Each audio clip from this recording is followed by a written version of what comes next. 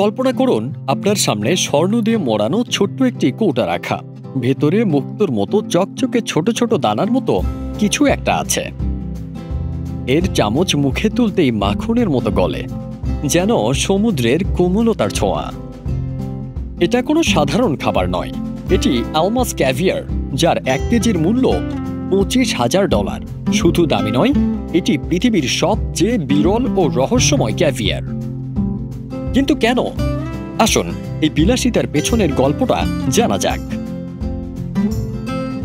ইরানের কাস্পিয়ান সাগরের গভীর জলে বেলুগা স্টারজন মাছ বয়ে বেড়াচ্ছে শত শত বছর ধরে।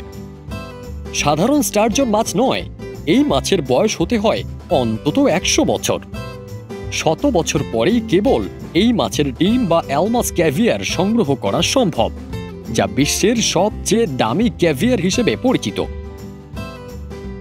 এই মাছের বয়স যত বাড়ে, এর ডিম তত ফ্যাকাশে হয়ে যায়, মুক্তোর মতো রং ধারণ করে। এত পুরনো মাছ পাওয়া যায় হাতে গোনা কয়েকটি, তাই প্রতি বছর মাত্র কয়েক কেজি অ্যালমাস ক্যাভিয়ার সংগ্রহ করা সম্ভব হয়। এই মাছের ডিম কেন এত দামি? এত দামি হওয়ার কারণ শুধু এর বিরলতা নয়, এর স্বাদও একেবারে অনন্য। সাধারণ ক্যাভিয়ারের তুলনায় এটি অনেক বেশি সূক্ষ্ম, নরম এবং হালকা মিষ্টি স্বাদের। একে পরিবেশন করা হয় খাঁটি সোনার কৌটায়, যা এই বিলাসিতাকে আরও উচ্চ মাত্রায় নিয়ে যায়। তবে এটি খাওয়ারও কিছু বিশেষ নিয়ম আছে। সাধারণ ধাতব চামচে খেলে এর স্বাদ নষ্ট হয়ে যায়, তাই এটি মুক্তার চামচে পরিবেশন করা হয়। কিন্তু এই রাজকীয় খাবারের পেছনে রয়েছে এক অন্ধকার বাস্তবতা। অতিরিক্ত চাহিদা এবং চোরাচালানের ফলে বেলুগা স্টারজন আজ বিলুপ্তির পথে।